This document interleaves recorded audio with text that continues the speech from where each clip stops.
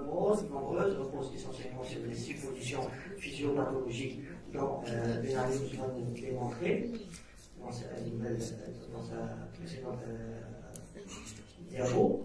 Ils ont évolué donc depuis plusieurs siècles, et devant le nombre important de causes discutées, il est possible, et des possibilités techniques, nous nous efforçons de répondre à plusieurs questions. Parmi ces questions, c'est quelle est l'étiologie de la maladie de Kienbock, quels sont les moyens de diagnostic et de classification, et quelles sont les principales techniques chirurgicales disponibles et quelle est leur force et leur faiblesse. Il y a toujours un commencement dans l'historique de la maladie de Kienbock. Elle remonte à 1843 par peste, où il retrouve lors d'un traumatisme traumatique une double fracture du mélatome suite à un syndrome d'autolyse. Puis vint Feisner en 1895, où il étudie les différentes variations des fractures carpiennes qui ont été bien illustrées dans ses travaux. Par contre, Wolff décrit la description de Feisner sur le mécanisme entre le radius et le capitatum et qui peut expliquer pour lui cette pathologie. Röntgen en 1895, sur une radiographie, pour vous dire qu'il a fait une radiographie de sa femme, où il retrouve une maladie de Kienbock. Par contre, Desto, il illustre schématiquement, lors des publications, cette pathologie et il illustre dans ses travaux dans les accidents de travail. 70 ans plus tard, Kienbock introduit le terme de humanoplastie pour décrire la nécrose du mélatome, et il considère la considération physiopathologique de Kienbock, c'est dû à une perturbation vasculaire, et qui ont été aussi élaborées par Speed et Kellogg en 1916 sur cette théorie de Kienbock. Les techniques dans la maladie de Kienbock, on va rechercher la sensibilité localisée au niveau du semi-lunaire. On va rechercher des douleurs spontanées. Donc la notion de douleur spontanée en hyperextension du poignet et après effort. Donc la notion de traumatisme mineur.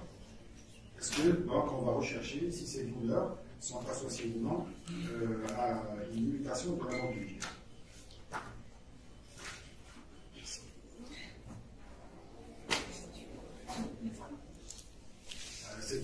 On note une diminution des mobilités, en particulier en flexion palmaire. Donc la force de préhension est diminuée dans environ 50% des cas, avec une limitation de cette force du clip. Et l'étude clinique de la maladie de Kienbock ne permet que d'évoquer la maladie sans pouvoir la confirmer. Alors, on est là grâce à la SACOT et grâce au professeur pour présenter un petit travail sur une pathologie très perturbante pour l'orthopédiste, surtout les plus jeunes. C'est une pathologie qu'on ne voit pas tous les jours, mais qui pose problème diagnostique, puisque généralement, on arrive à la fin des lésions pour le traitement. Voilà. Les données ont changé dans les explorations de l'imagerie, puisque le bilan radiologique standard a été... Pardon. Le bilan radiologique standard est dédié, radiographie de débrouillage bien sûr, est dédié au bilan initial, mais il n'objective que des lésions déjà installées. Voilà. Les explorations radiologiques ont évolué avec l'avènement de la TDM et de l'IRM. On va voir nos indications. Mais toujours est-il, on va rester classique pour les plus jeunes et on va commencer par le bilan radiologique le moins onéreux d'abord. Voilà, c'est le bilan radiologique. Donc devant traitement toute douleur du poignet avec limitation de la mobilité, comme on l'a vu avec le professeur Lema, on va demander une radiographie de débrouillage, une radiographie du poignet, de face, de profil. En plus de ça, avec une légère, bien sûr, supination, légère supination et un agrandissement du solide lunaire, on demandera aussi éventuellement à la demande une radiographie de face avec traction, un tiroir antérieur et un tiroir postérieur. C'est le bilan radiologique standard pour explorer cette lésion du solide lunaire. Voilà. Donc sur la radiographie de face, avec légère supination, qu'est-ce qu'on va aller chercher? On va aller chercher des éléments essentiels, voilà, et basiques d'une radiographie du poignet. La première chose, c'est d'aller rechercher l'inclinaison de la glaine qui regarde en bas et en dedans de 20 à 25 degrés. On est obligé de calculer cet angle pour pouvoir voir si c'est un poignet normal, entre guillemets, ou atteint. D'accord? On va aller calculer l'indice radio-ulnaire inférieur qui doit être égal à 2. On va aller chercher, ça va être difficile pour les plus jeunes puisqu'on n'a pas vu l'éthiopathogénie des lésions. Notre famille Benamiroche va rattraper le coup là tout de suite, juste après moi. Voilà. Vous allez revoir l'indice radio-ulnaire inférieur, pourquoi il faut aller le chercher, il va nous en parler. Il faut aller voir la densité de ces os, comment ils sont, est-ce qu'ils sont condensés, est-ce qu'ils ne sont pas condensés, c'est important. Toujours sur la radiographie de face, on a dit on demande à face, pardon. Ah. Voilà. Donc, regardez la glaine, comment elle est orientée, l'indice radio-ulnaire. On va sur le face, il y a l'empiètement des deux cornes antérieures et postérieures, puisqu'elles se superposent avec le grand os. Voilà. Ajouter à cela, il y a quelques angles qu'il faut calculer. Il y a quelques paramètres à calculer pour, au fait, établir ou diagnostiquer le collapsus du carpe, c'est-à-dire dans les lésions évoluées. Voilà. Alors, on a l'indice de Young-McMurtry, qui est, au fait, le calcul de la hauteur du carpe sur la hauteur de M3, l'indice de Matras, qui est la hauteur du carpe sur la hauteur du grand os, et le calcul de la translation du carpe, toujours sur le face, par l'indice de Chamail. C'est en fait la distance reliant, excusez-moi sur le profil, hein. C'est la distance reliant le centre de la tête du grand os en prolongement avec la corticale interne de l'ulna. Voilà. Voilà, sur le profil, donc on va chercher nos rapports normaux du poignet. La glaine, elle regarde en bas et en avant sur le profil normal. Elle regarde en bas et en avant de pratiquement 10 à 15 degrés. Voilà.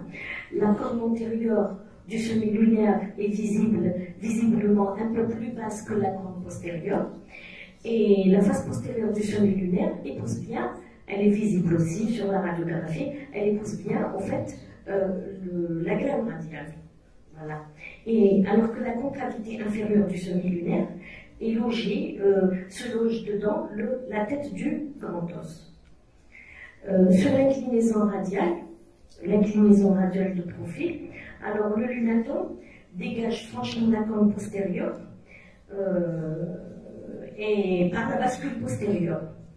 Et le lunatum se positionne en visible. On va voir ça tout de suite. Hein. Alors là, le lunatum est complètement recouvert de l'inclinaison lunaire. Il est complètement recouvert. Il dégage bien sa corne antérieure, large et volumineuse, par sa bascule antérieure. Et là, le lunatum est en position de dizzy. Qu'est-ce qu'un dizzy? Qu'est-ce qu'un dizzy? Le dizzy, en fait, c'est que le lunatum, quand il existe un affaissement, le lunatum se retourne tourne en arrière, il se tourne en arrière, le grand os fléchit et le scaphoïde s'horizontalise. Dans le visi, le lunatome tourne en avant, le grand os est en extension, alors que le scaphoïde est horizontalisé. Voilà, donc là c'est la normale. Là c'est le dizzy. Là, regardez, c'est le visi avec le grand os qui est en extension, le semi-lunaire qui regarde en avant et le scaphoïde qui est pratiquement horizontalisé.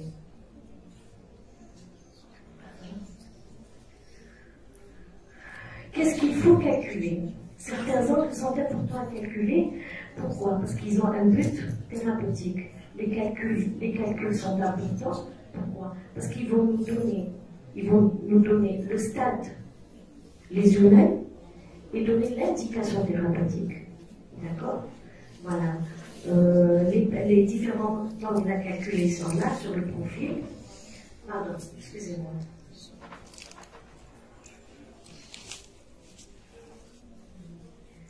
On passe au grand chapitre, qui est la taurodensitométrie. Elle permet tout d'abord, c'est un examen révolutionnaire, on va dire, après la radiographie, parce qu'en fait, il permet d'estimer ou de voir ou de mettre en évidence, en fait, la structure osseuse du semi-lunaire. Comparativement à la radio standard, dans des lésions stade 2, stade 1, il peut objectiver des ostéophytes, il peut objectiver une fracture infraradiologique non visible à la radiographie standard. D'accord? Il est d'une grande importance.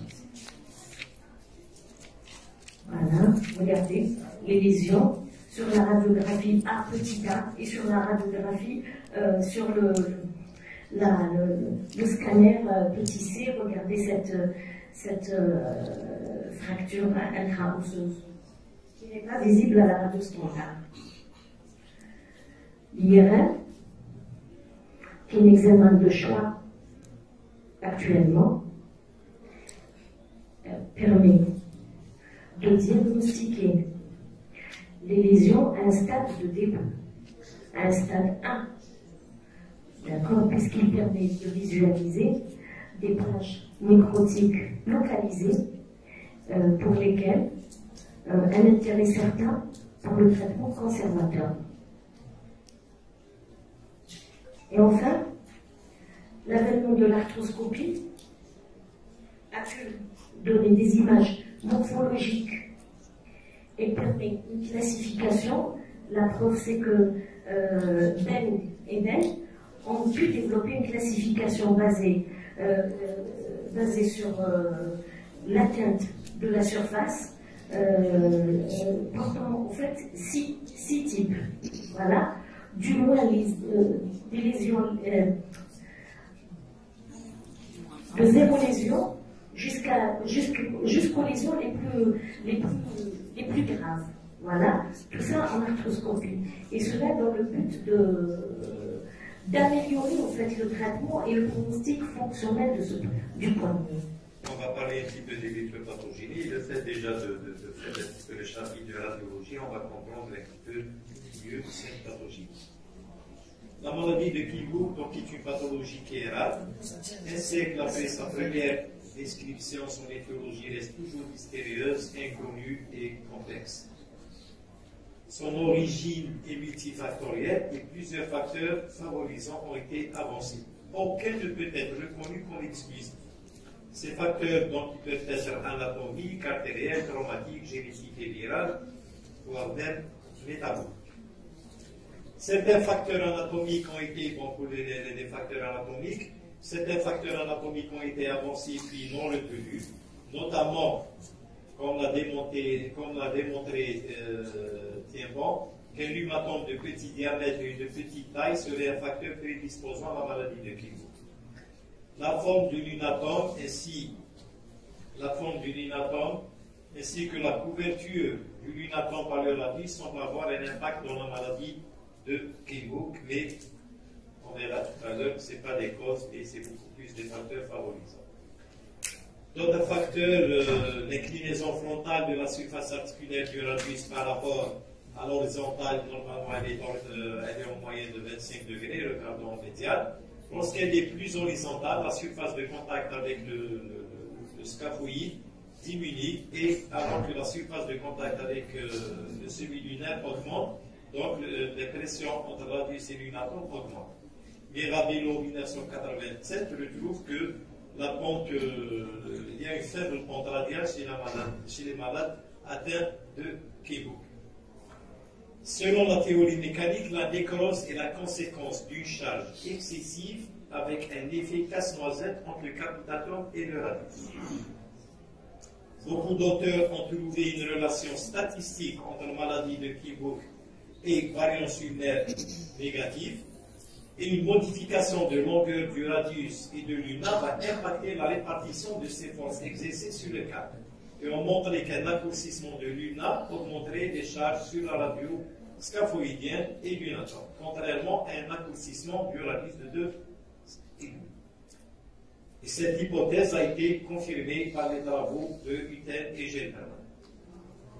Mais une méta-analyse de 2001 n'a pas révélé de lien significatif entre variance ulnaire et maladie de Kienbock. Donc ce n'est pas une obligation. Dès que cette hypothèse non confirmée, par contre la chirurgie d'accourcissement du radius ou bien d'allongement de l'una sont largement efficaces sur la symptomatologie de maladie de Kienbock et qui restent toujours des interventions qui sont toujours pratiquées. Par contre, pour la théorie vasculaire, on a les facteurs artériels. Lee et Gelbermann, ils mettent en exergue un modèle vasculaire à risque dans la maladie de Kienbock. Lee, en 1963, a décrit plusieurs modèles d'anastomose entre le réseau palmaire et le réseau dorsal. Et on sait que la vasculation palmaire, les trous nourriciers sont beaucoup plus au niveau de la colonne antérieure. Dans 26%, il a montré que dans 26%, l'apport vasculaire du lunaton par une 7 voies palmaires et 7,5% pour le type, pour le deuxième type, mais sans anastomose. Et c'est ces deux types qui favorisent un petit peu la diminution de l'afflux vasculaire, qui sont beaucoup plus des types à risque. Par contre, le type 3, le nombre d'anastomose est assez important et c'est un lunaton qui est bien vascularisé. Gelbermann ne décrit pas le modèle vasculaire à simple voie, comme dit, mais trouve des ramifications minimes dans 31% des cas. Un faible ou inexistant réseau d'anastomose ou un simple réseau vasculaire du lunaton pourrait être donc un facteur favorisant l'ostéonécrose du lunaton. Et pour Gelbermann et autres, cette disposition vasculaire plaiderait pour l'origine microtraumatique des fractures par compression. Ça veut dire que c'est des traumatismes qui provoquent ces lésions vasculaires. Et comme celui lunaire, déjà, il a une vascularisation précaire dans le type 1 et le type 2 de Lee, donc il y a un risque de nécrose de cet os. Pour compenser cette insuffisance vasculaire, c'était la base de certaines interventions chirurgicales, notamment les réformes vascularisées qui sont utilisées par certaines équipes qui maîtrisent la technique. Une hyperpression, donc pour les facteurs artériels, cette hyperpression intraosseuse dans le lunaton peut engendrer un défaut de drainage veineux et donc une congestion veineuse. Similaire à l'ONTF, ou bien c'est un syndrome d'Ehlers, c'est comme un syndrome d'Ehlers qui a été proposé comme mécanisme physiologique. Jensen, qui a mesuré la pression intraosseuse du lunaton atteint de la maladie de Kienbock, et au niveau, il a calculé même la pression au niveau de la stéroïde radiée du capitaton comme référence. Il retrouve beaucoup plus une stase veineuse plutôt qu'une insuffisance vasculaire, quel que soit le stade de Leachman. Martini et Schifferhoff montrent sur des lunatons sains et pathologiques que l'altération du drainage veineux est étroitement liée à la position du poignet et ils ont montré qu'en extension du poignet, la pression peut être 2 fois plus importante sur un lunaton malade par rapport à un lunaton sain. Même la pression, elle augmente en flexion, mais elle n'est pas aussi importante, mais elle est nettement diminuée lorsque le poignet il est en rectitude. Ces arguments permis à émettre l'hypothèse de l'altération du drainage veineux du lunatum dans la genèse de la maladie, ce qui a poussé certains auteurs à faire des perforations percutanées ou sous arthroscopie pour la pathologie.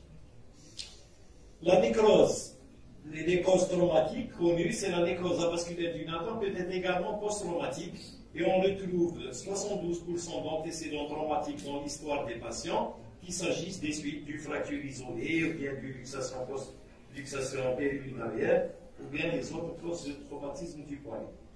L'arrêt de l'apport sanguin peut être la conséquence soit du problème circulatoire initial, soit des microfractures, comme on l'a dit tout à l'heure, entraînant secondairement la perturbation vasculaire. Et l'hyperpression exercée sur l'os et l'appauvrissement vasculaire sont les deux facteurs semblent jouer un rôle majeur dans cette pathologie. Ces micro-traumatismes répétés sont incriminés dans les pathologies professionnelles, notamment ceux engendrés par les marteaux-piqueurs, les utilisateurs de scies motorisés, d'engins vibrants par la main. Elle est reconnue comme une maladie professionnelle en Allemagne et en France. Ces microtraumatismes répétés sont incriminés pour la pratique sportive, sont incriminés surtout les sports produisant des microtraumatismes répétés du poignet. Wazaki a publié un cas chez un vieux pratiquant du kendo, présentant une maladie de Kienbock d'un côté et la maladie de Preiser de l'autre côté. Preiser, c'est l'équivalent des Kienbock au niveau ischémique. Les facteurs génétiques, les autres facteurs prédisposant notamment des facteurs génétiques, viraux ou métaboliques, pourraient bien eux aussi voir un impact dans cette pathologie. Ils doivent être encore explorés. La maladie, elle touche plutôt les Américains à peau blanche, les Scandinaves et les Japonais, et semble plus ou moins épargner les Afro-Américains et les Chinois. Les hypothèses actuelles, les facteurs mécaniques, les traumatismes aigus et les microtraumatismes répétés ne semblent pas être les facteurs responsables de la maladie, mais beaucoup plus responsables de l'aggravation des symptômes de Kienbock préexistants. Les phénomènes biologiques probablement vasculaires, non traumatiques, avec un infarctus sous-chondral proximal avec tentative de réparation, ou la résorption ostéoclastique dépasserait l'activité réparatrice ostéoclastique sans que l'on sache pourquoi et quelle est la raison de que cette activité ostéoclastique serait prépondérante.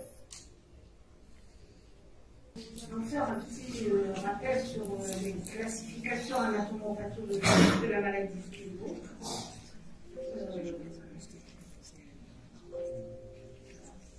Donc, il faut savoir que la nécrose ischémique du lunatum dans la maladie de Kienbock évolue en 3 étapes qui conditionnent les signes cliniques, les répercussions fonctionnelles et les indications thérapeutiques.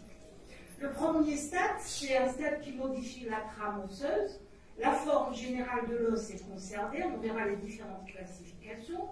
Le second stade, la morphologie de l'os est atteinte et avec une déformation des contours. Le troisième stade, c'est l'atteinte qui est diffuse avec une arthrose qui est extensive, radiocarpienne et intercarpienne.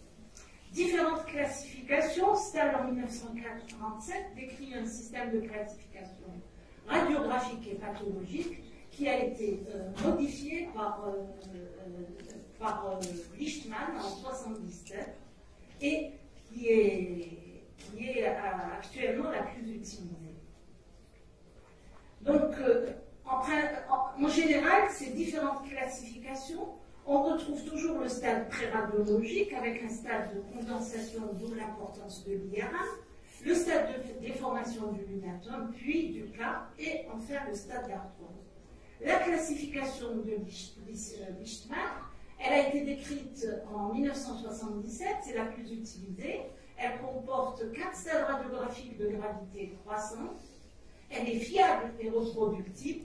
Elle conditionne la prise en charge chirurgicale de la maladie Kienbock. On a vu qu'il y avait d'autres classifications, mais elles sont moins utilisées et la particularité, elles ne font pas apparaître la notion de stabilité intercarpienne, ce qui est fait dans la classification de Lichtman. Celle de Decoux et Erasmus, donc on a 4 stades. Le stade 1, condensation qui est homogène. Le stade 2, une condensation hétérogène, sans déformation. Le stade 3, une déformation avec une réduction de la hauteur du semi-lunaire. Et le stade 4, une arthrose. La Lichtman, le stade 1, c'est une rasure qui est normale avec parfois une fracture par compression. Le stade 2, c'est une densification du lunatum avec ou sans tassement de son bord radial. Le stade 3, qui est le plus détaillé, décrit le collapsus complet du lunatum avec ou sans bascule associée du scaphoïde qui différencie le stade 3A et B. Enfin, le stade 4, l'arthrose. Voilà représenté schématiquement. On note l'importance ici de l'IRM au stade 1 avec injection au gadolinium et elle peut être infraradiologique. Le stade 2, le stade 3 sans instabilité carpienne, stade 3B instabilité carpienne et arthrose diffuse. Voilà des images de radiographie au stade 1 et les images qui sont représentées à l'IRM, ici, où on voit, alors que là on ne voit pas très bien. Le stade 2, une augmentation de la densité du semi-lunaire. Le stade 3A, donc là on a un aplatissement du semi-lunaire. On a une sclérose avec fragmentation. Par contre, le carpe reste aligné.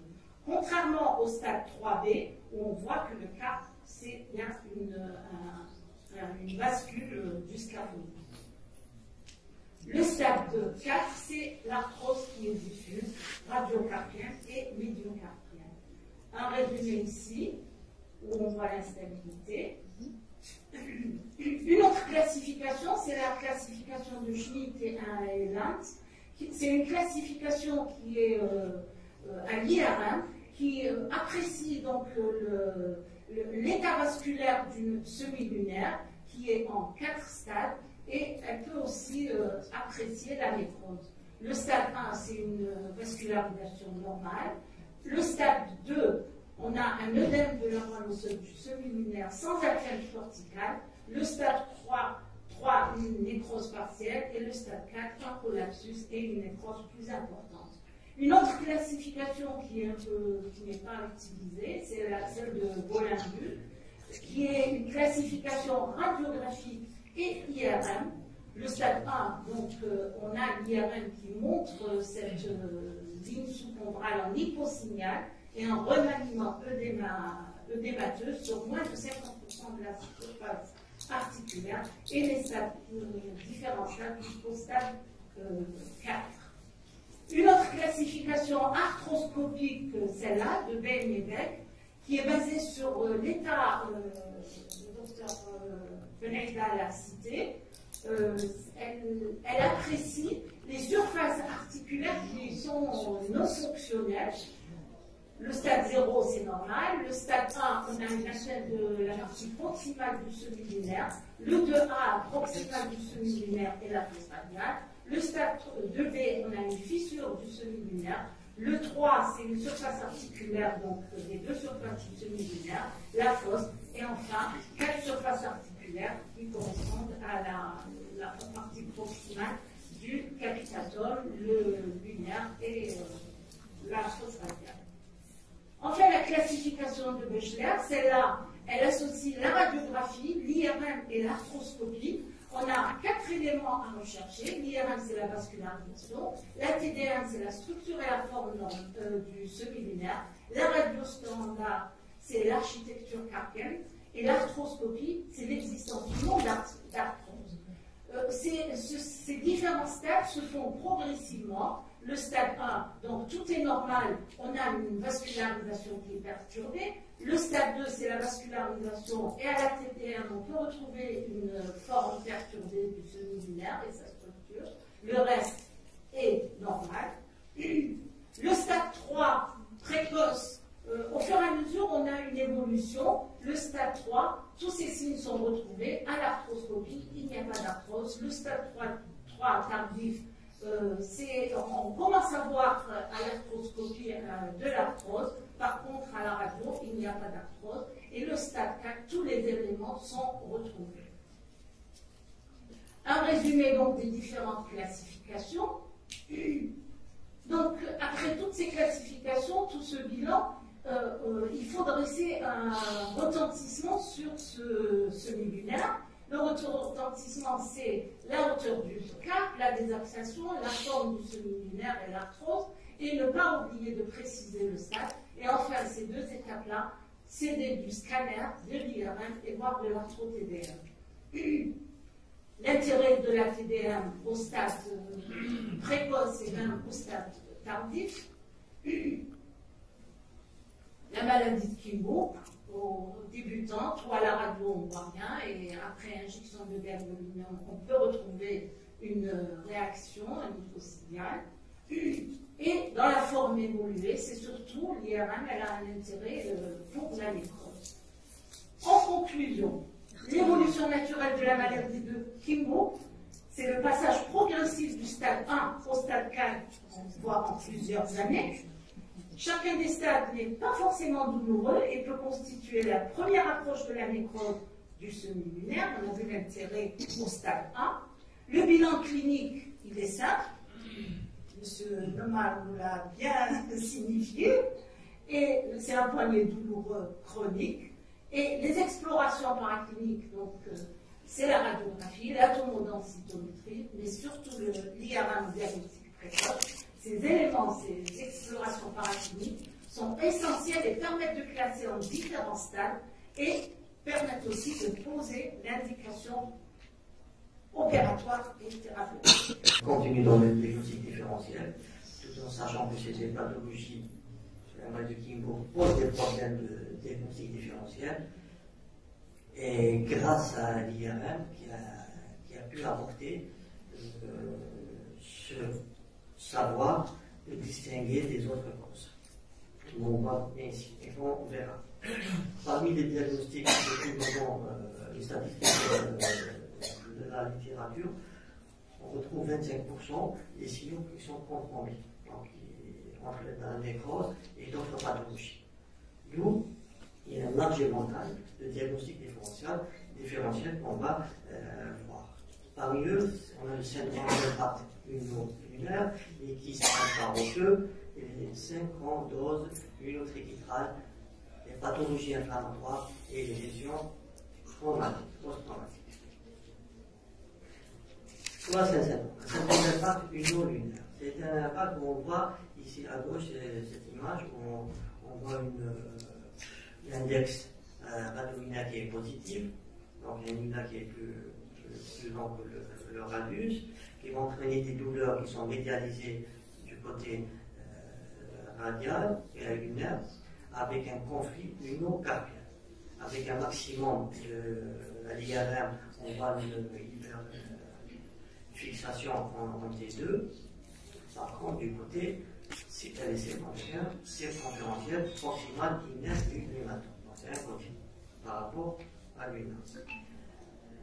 Le syndrome aussi, il s'associe souvent lors d'une image arthroscopique des perforations dégénératives des ligaments triangulaires fibrocartilagineuses, qui sont responsables de cette fragilité, où elles démontrent sur une IRM, on voit un œdème médulaire osseux périsclérotique. Deuxième diagnostic différentiel qui peut se voir, c'est les kystes intra-osseux qui sont bien circonscrits dans un lunatum.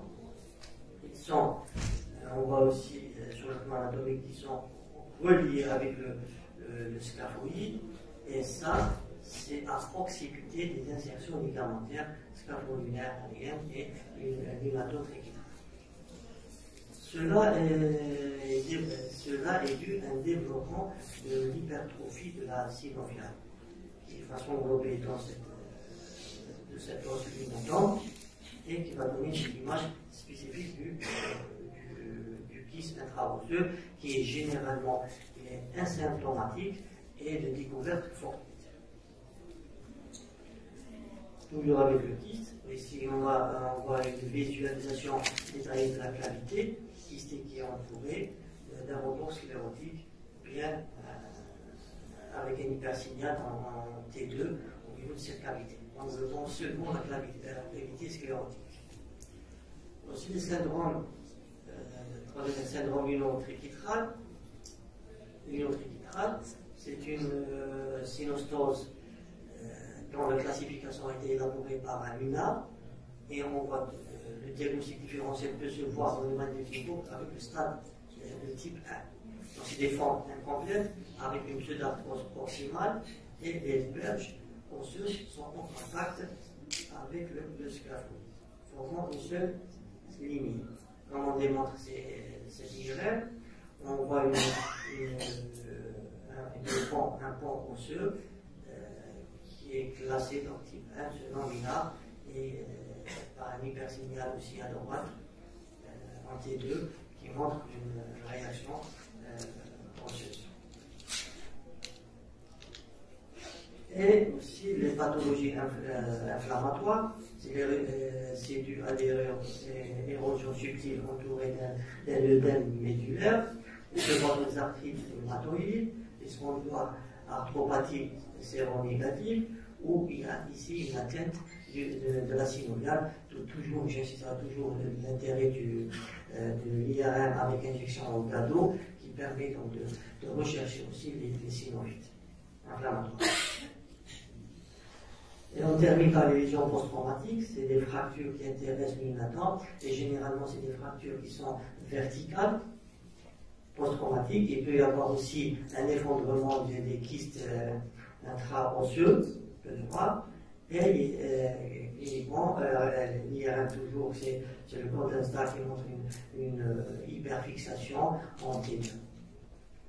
Et donc, c'est ça, globalement, les diagnostics différentiels avec la maladie de Guinée. Donc, et je passe au traitement.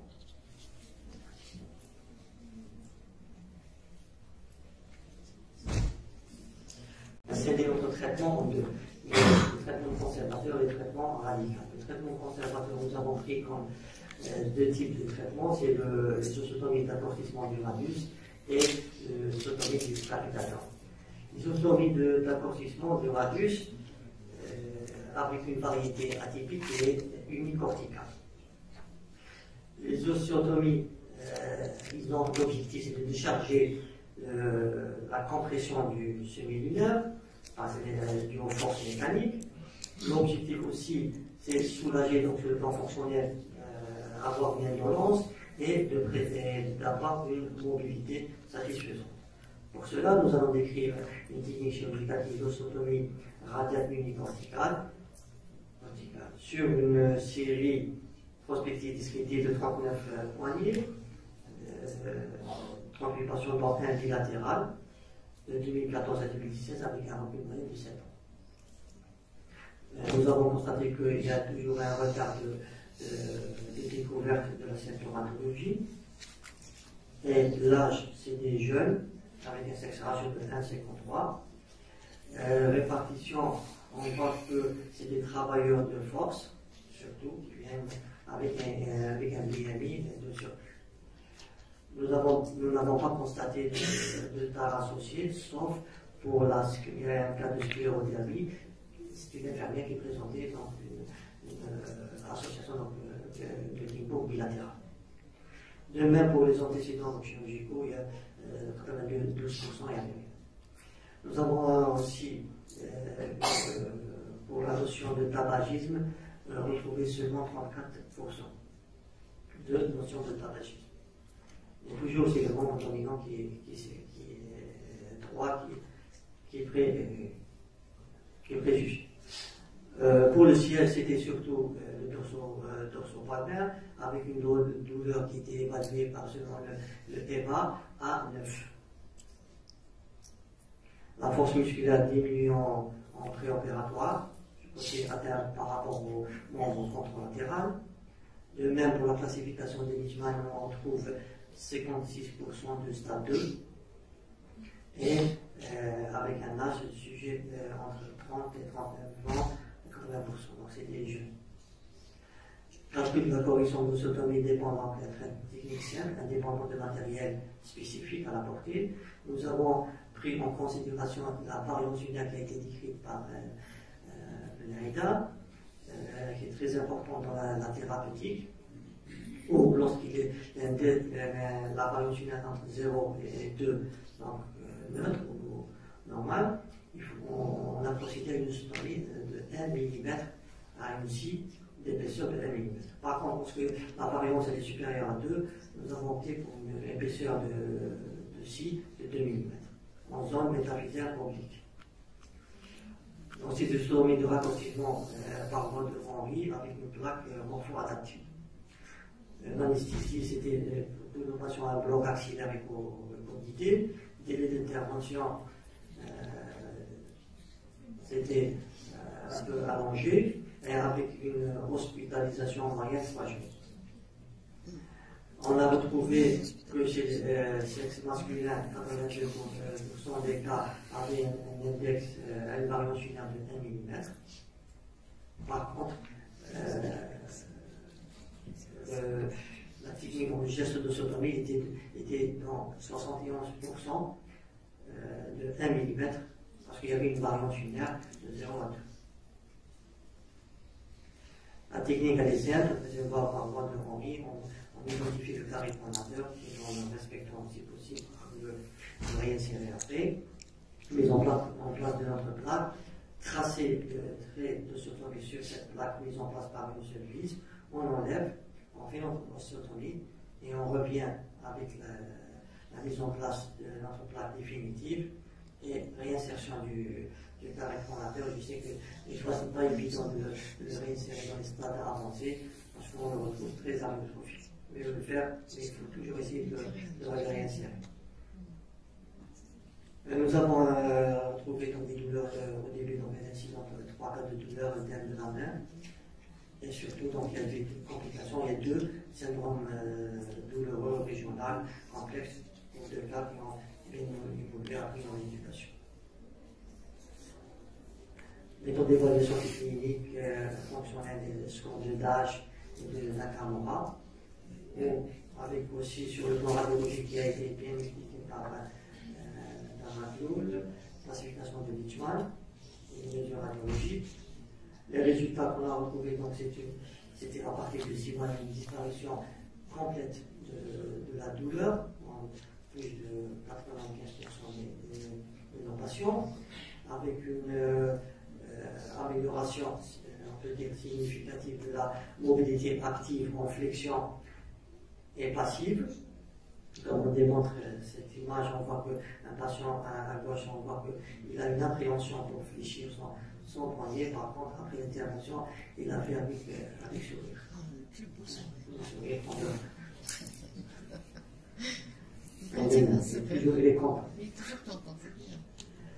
Pour la rééducation, la force musculaire était significative après le geste opératoire. Au dernier recul, donc, on a eu une amélioration du score de DASH pour les sujets, donc surtout on a eu une amélioration pour les jeunes, ils répondent plus rapidement. De même pour le score de Nakamura, pour rapport à l'âge.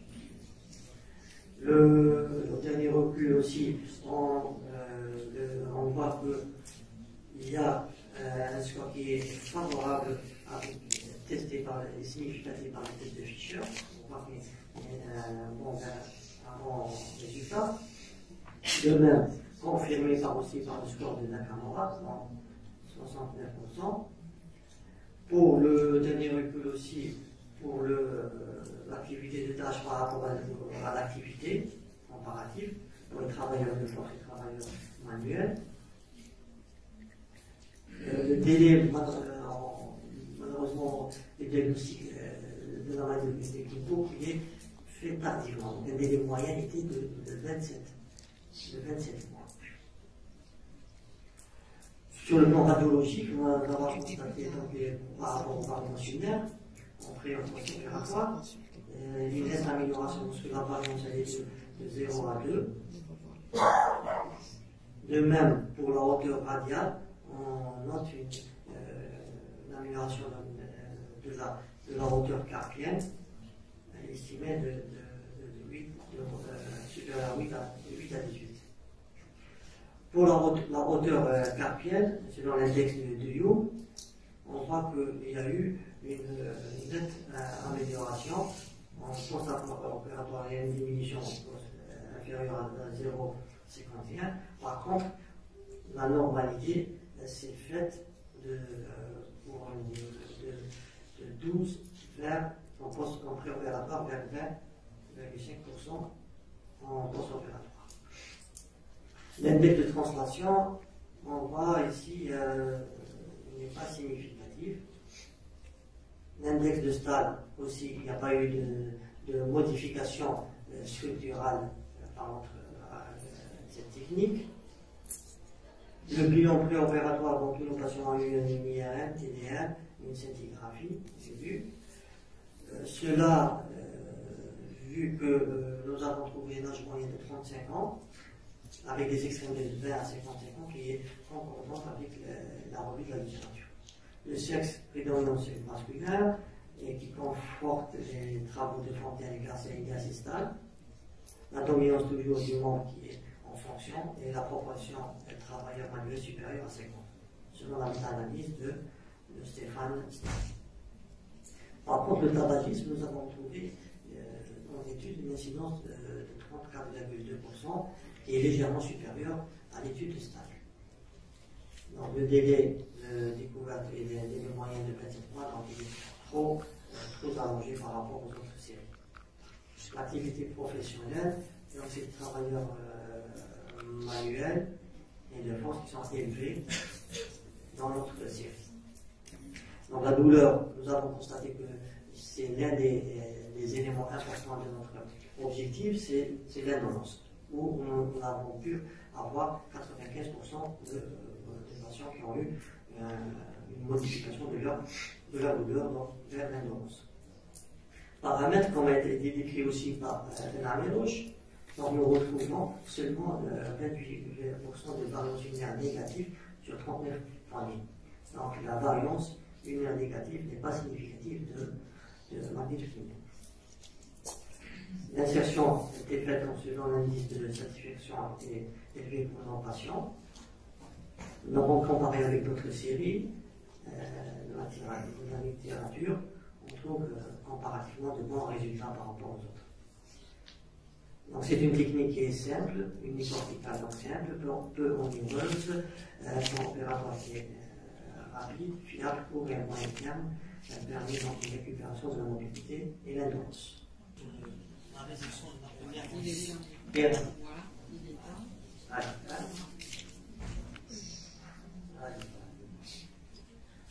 Donc c'est une procédure qui a été décrite pour le premier arthritique depuis les années 1940. En tant que procédure, en tant que technique radicale. Elle permet donc le soulagement et la préservation des amplitudes et mouvements du poignet parmi les désirata du patient.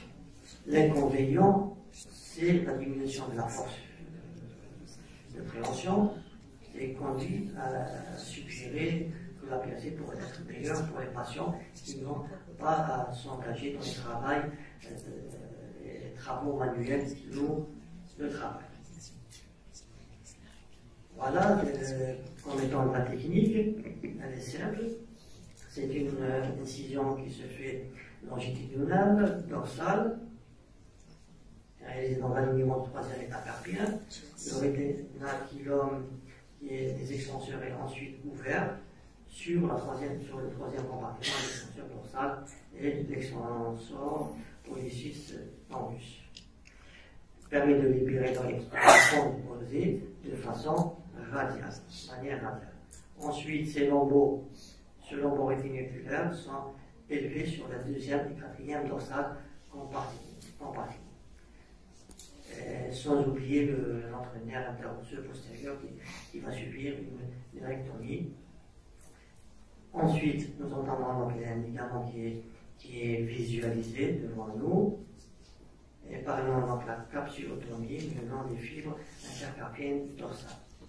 et radio dorsale également.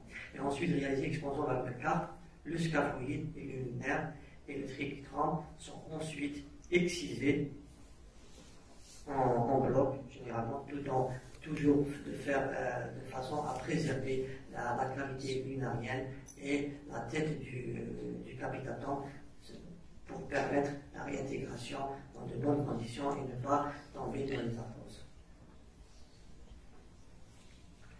Cela, donc les travaux de Wagner, où il a fait donc une évaluation sur 144 patients, ayant suivi une résection de la première rangée carpienne pour diverses pathologies du poignet. Les patients ont été évalués pour lui selon le score de Dutch et de PRWE, où il retrouve une amélioration de la fonction des résultats et la survie a été observée après un âge de 40 ans, avec un diagnostic préopératoire de maladie de Kimbrough associée à une myrectomie. Actuellement, nous préservons la résection de la première rangée du cas aux patients atteints de maladie de Kimbrough avancée. Au-delà des stades comme a été décrit par Mme McLeod, et qui ont plus de 40 ans. Et ont une faible exigence de travail pour leur poignet. La carpectomie proximale est toujours dans une solution de sauvetage pour la maladie de Kimbrough avancée. L'indication, comme je vais toujours préciser, les surfaces articulaires de la tête du capitaton et de la cavité lunarienne du radius doivent être intactes et intègres. La contre-indication peut exister dans une arthrite de la fosse lunaire ou du capitaton. Et des études à long terme, selon la méta-analyse, montrent qu'on peut avoir un soulagement des symptômes malgré la présence de changements dégénératifs au niveau de l'articulation. Alors, pour ce qui est des arthrodèses, elles sont de deux types, radicales, totale plutôt, c'est la radiocarpienne, ou alors partielles, elles sont donc de 4, la capitule natale, la scaphotrapézienne, la STT, la scaphocapitale, ou encore l'intervention de grammaire. Pour ce qui est de ces arthrodèses partielles, là, on va commencer par la première, la capito-amatale.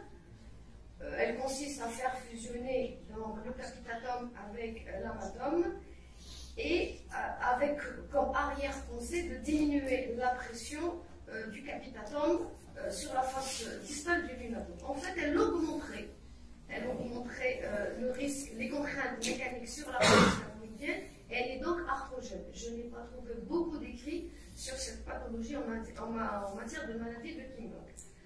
Pour ce qui est de la STT, c'est faire fusionner donc la première colonne, donc reporter ainsi la transmission des forces vers la colonne latérale arthrodésée, le but étant de prévenir la perte de la hauteur du carpe et de corriger, si possible, le collapsus carpien en restaurant la hauteur du carpe. Elle se fait par une voie d'abord dorsale externe ou verticale au niveau de la tabatière anatomique. Il faut à tout prix réduire le scaphoïde. La stabilisation fera appel à des broches ou à des vis. Là, je vous montre un cas clinique où on a utilisé des broches. Ou alors un vissage où on insiste toujours sur la réduction du scaphoïde. Elle donnerait de bons résultats dans 2 tiers des cas. Principale indication, le 3B et le 3C de Lichtmann. Qu'en est-il de l'arthrodèse partielle scaphocapitatum? Pendant très longtemps, on a dit que c'était une intervention qui n'était pas très indiquée, qu'elle avait un effet arthrogène, qu'elle était sur le plan biomécanique et logique. Plutôt un article tout récent de 2022 sur 27 travailleurs de force. Il est d'origine indienne, l'article, sur 27 travailleurs de force, suivi de 2010 à 2014, avec 21 patients de 3B. 23 cas ont été étudiés avec un recul moyen de 7 ans. Et les résultats sont très intéressants sur la douleur, la force et la mobilité. Une méta-analyse 2023 Sur 277 articles, 11 ont été retenus, incluant 203 patients, avec un recul qui est très intéressant, voilà, et qui donne d'excellents résultats sur la force, sur la douleur. Un effet moins bon sur la mobilité, mais sur les stades 4. La principale recommandation sur le plan technique, c'est de réduire le scaphoïde au moins à 30-60 degrés. Pour ce qui est de la lunarectomie, l'associer ou pas, ça ne donne pas de modification dans les résultats. D'ailleurs, 6 n'en avaient pas dans cette méta-analyse. Principale complication, et on se doute un petit peu, c'est la reprise chirurgicale pour arthrose. Voilà une scaphocapitale. Une deuxième avec lunarectomie. L'arthrodèse partielle du carpe que j'affectionne tout particulièrement, le granaire.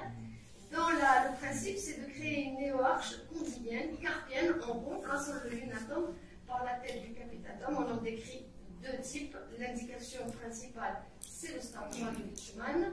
Donc, au départ, pour le granaire 2 modifié, après la lunarectomie, l'ostéotomie du capitatum, et pour le granaire 2, on faisait fusionner tout le carpe. Le granaire 2 modifié, ou appelé par certains 3 selon Faka, on fait fusionner, excusez-moi, la fusion aura, le compteur il ne marche pas, désolé, donc la fusion se fera surtout au niveau du capitatum et de l'amatum. Alors, le premier temps est une exploration d'abord, on fait la lunarectomie, on se rend compte que c'est un semi-lunaire qui est complètement effrité et qui vient en morceaux. On explore la fossette lunarienne et la scaphoïdienne, et on s'assure que la tête du grand os est bien blanche et indemne de toute lésion pour aller faire cette intervention. Donc, l'ostéotomie du grand os, le remplacement par la perte de substance par un greffon, et là c'est un granaire 2, où j'ai essayé de faire fusionner tous les os du carpe. Post-opératoire, donc la synthèse fait appel à un brochage, et voici un recul de 10 ans. Un premier patient, voilà au départ comment il était. C'est un patient où je vous montre un recul de 64 mois. Il a un recul donc, de 64 mois, discrète douleur, la force elle est satisfaisante, avec un secteur de mobilité qui est assez correct. Voilà comment il était. Pour ce qui est des arthrodèses totales, on se doute également que c'est une intervention bien sûr radicale et principalement indiquée au stade avancé avec des lésions dégénératives généralisées du carpe, donc le stade 4. Où plus aucun interné n'est préservé et échec des autres interventions, un cas. Parfois, il n'y a pas beaucoup de commentaires à faire. Hein. Il n'y avait pas beaucoup de solutions pour ce patient, si ce n'est une arthrodèse radiocarpienne. Qu'en est-il après avoir vu toutes ces indications? Qu'en est-il des indications? Alors, grâce à la connaissance de l'anatomie, la connaissance de la physiologie du lunatome, on a pu donner des hypothèses physiopathologiques qui ont servi à faire des propositions thérapeutiques. Mais en fait, aucun consensus thérapeutique. Certaines techniques apporteraient à indolence, mobilité, je l'ai mis entre guillemets exprès, ou de la force. Le choix repose certes sur l'état du lunatome, mais également sur les attentes du patient, son quotidien et son travail. Donc, pour cela, les indications dépendront principalement du ou des facteurs favorisants, à savoir la variance lunaire, l'inclinaison, la forme de l'extrémité inférieure du radius, de l'âge et de l'activité du patient, bien sûr, des habitudes et de l'expérience du chirurgien, et de la classification du stade donc, de la maladie. Donc nous avons beaucoup parlé de cette classification de Lichtman, où le stade 1, l'œdème, il est surtout à l'IRM, donc radiologiquement, il n'y a aucun substratum. Le 2, radiologiquement, on a une condensation. Le stade 3 est A, B et C, on verra tout à l'heure. Et le 4, c'est le GDAC, où tous les interlignes sont touchés et c'est du dégénératif. Alors, le stade 1, on va commencer, donc on a dit radio normale, œdème à l'IRM. Elle est des découvertes fortuites parce que généralement il n'y a pas de symptômes. Que peut-on proposer à ce moment-là? En tout cas, pas de chirurgie. Une hygiène de vie, notamment arrêt du tabagisme et amélioration du poste de travail. On peut également proposer une immobilisation pleutrée de 6 à 12 semaines. Et une équipe indienne a proposé un fixateur externe en distraction. On va montrer le protocole tout à l'heure. Alors, le stade asymptomatique ou le 2, où je vous le rappelle, il y a une condensation du lunatum avec un index de Stahl qui est toujours normal à 0,53. Donc, le semi-lunaire n'a pas commencé à se ratatiner. Là, tout dépendra de la variance lunaire. Elle est négative, raccourcissement du radius. Elle est positive, on peut proposer raccourcissement du capitatum, mais faire attention à l'incongruence qu'on va créer au niveau de la luno-amata. Et dans ce cas-là, on pourrait un petit peu faire un artifice, faire une arthrodèse capito-amatale. On peut également, pour la variance ulnaire, quand elle est neutre, faire une ostéotomie latérale incomplète du radius, ou alors des ostéotomies de fermeture pour l'inclinaison radiale.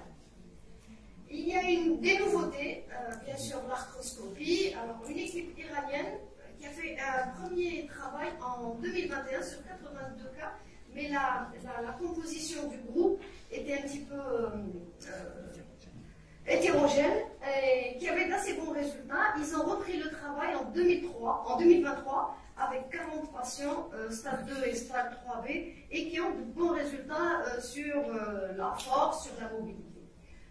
La revascularisation indirecte également peut être proposée par un curetage de l'os spongieux de la métafiche du radius et ou du cubitus, ou encore cette histoire de fixateur externe en distraction. Alors j'ai trouvé qu'il était assez intéressant. Donc il faut une distraction progressive à raison de 0,5 mm par jour. Arrivé à 5-7 mm, ils arrêtent pendant 3 semaines. Pendant les 3 semaines qui viennent, on mobilise le poignet, fixateur externe en place. On enlève le fixateur externe, on immobilise par une attelle de 4 semaines. Voici leur montage. Ils ont de bons résultats sur le Lichtman 2, 3, avec une variance ulnaire négative ou neutre. Donc, pourquoi pas? Alors, un cas de raccourcissement du radius, une dame âgée de 37 ans, agent de bureau, et qui avait sa symptomatologie au niveau du poignet depuis plus de 5 ans. On voit bien la variance ulnaire, donc on a proposé un raccourcissement du radius, égalisation, et maintenant on a un résultat à 2 ans et demi. Le semi-lunaire a toujours, il est assez bon avec un interline qui est correct. Elle ne s'en plaint pas beaucoup. Un autre cas, cette fois-ci également une dame, maman de 4 enfants, donc la charge, douleur invalidante du poignet. Donc là, c'est un indice radio-ulnaire qui est neutre. On a proposé un raccourcissement du capitatum.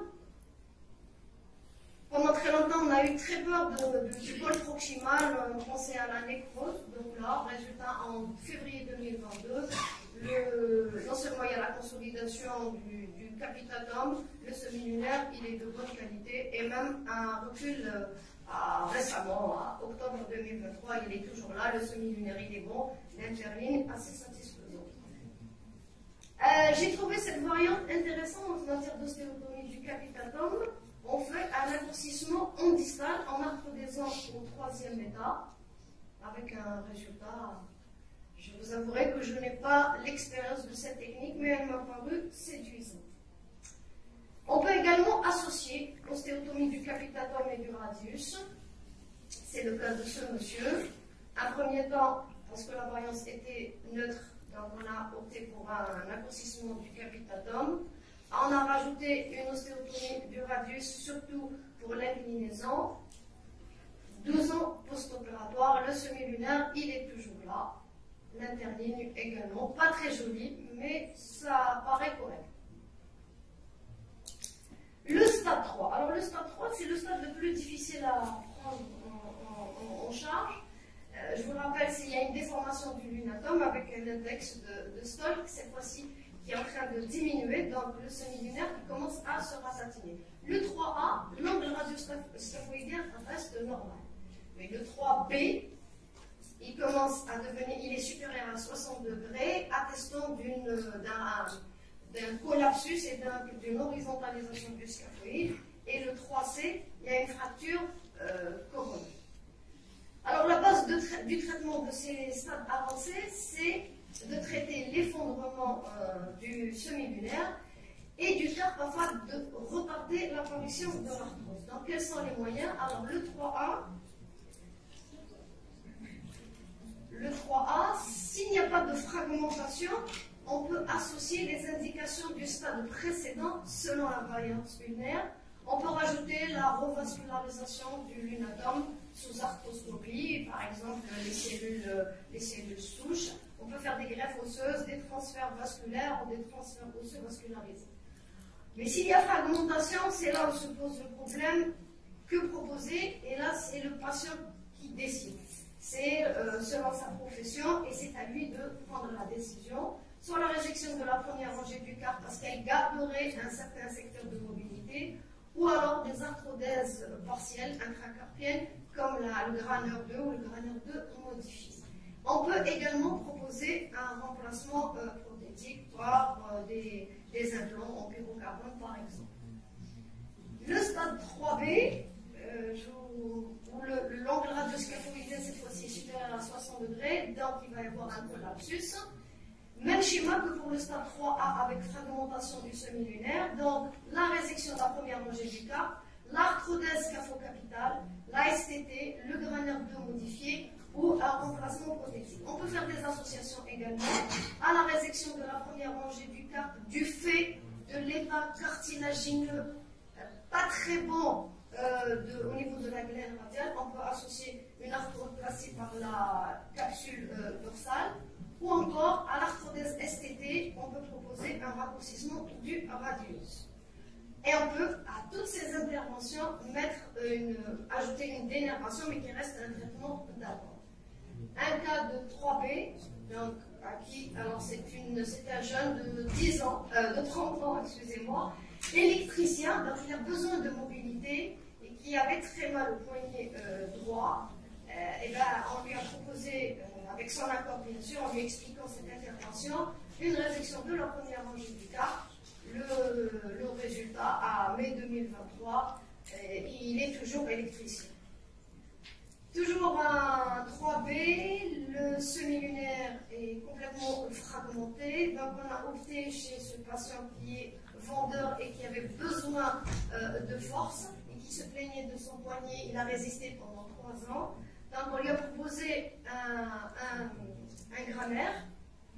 Le résultat, déjà en mars 2022, le semi-lunaire, le grand os, la tête du grand os qui a été ascensionnée, elle est toujours là, dans pas de nécrose, avec le greffon qui est en train d'être incorporé. Août 2022, tout est là, c'est bon.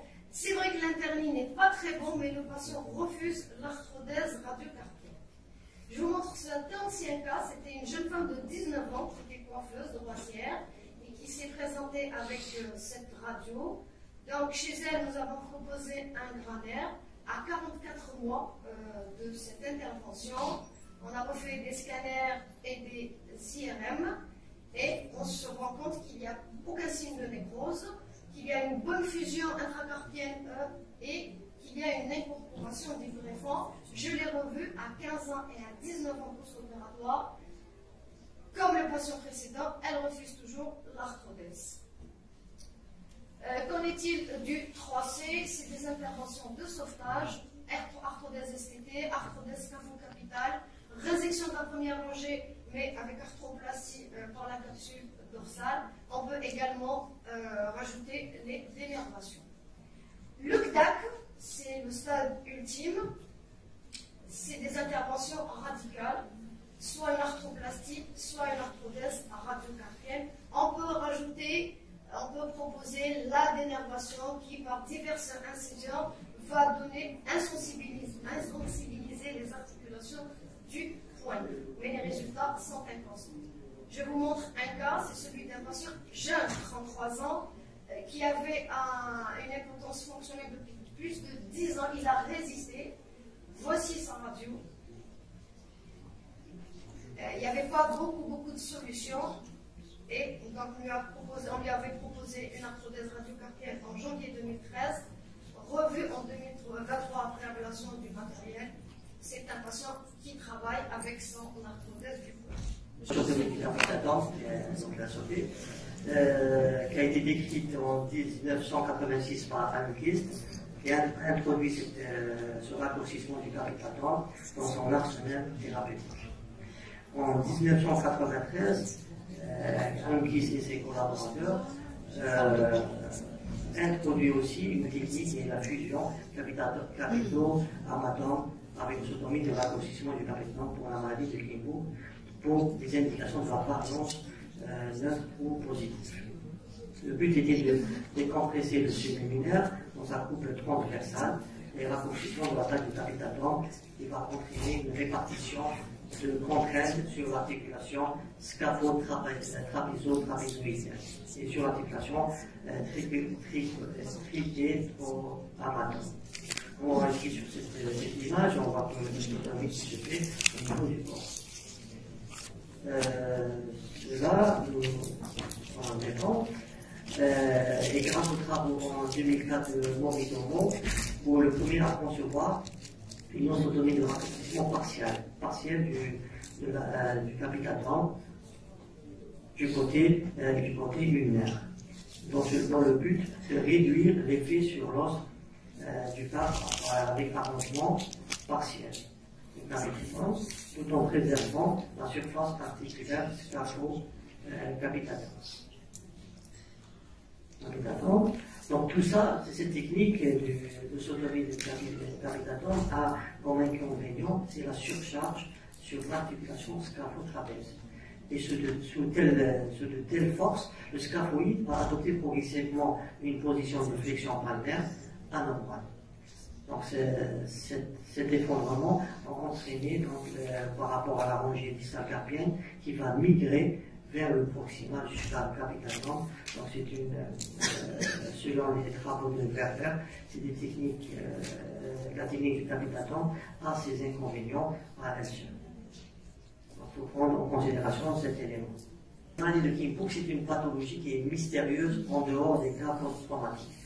Donc elle est mystérieuse dans le sens que, selon Benamenoch a confirmé ses étiologies multifactorielles, et des fois elle est asymptomatique. J'insisterai surtout sur l'IRM. L'IRM, devant toute pathologie donc, de type maladie de Kienboom, il faut faire une IRM avec injection au gâteau. Parce que si on fait une IRM sans injection, on ne pourra pas apprécier la revascularisation de ce lunatome en état 3, où les fragmentations, lorsqu'on les jette, ils vont se rehausser et ils vont nous aider dans le traitement conservateur. Par contre, s'il n'y a pas de rehaussement, là, on note un traitement radical. Il y a aussi la littérature qui est très importante sur ce sujet et montre qu'il est très difficile d'évaluer l'efficacité des différentes méthodes de traitement, comme on a si bien expliqué Mme Chérifé dans les indications. Et tout ça nous amène à faire un genre de compromis et de toujours essayer de conserver la structure et la morphologie du lunatome en attendant d'autres thérapies cellulaires. Et je vous remercie pour cette séance.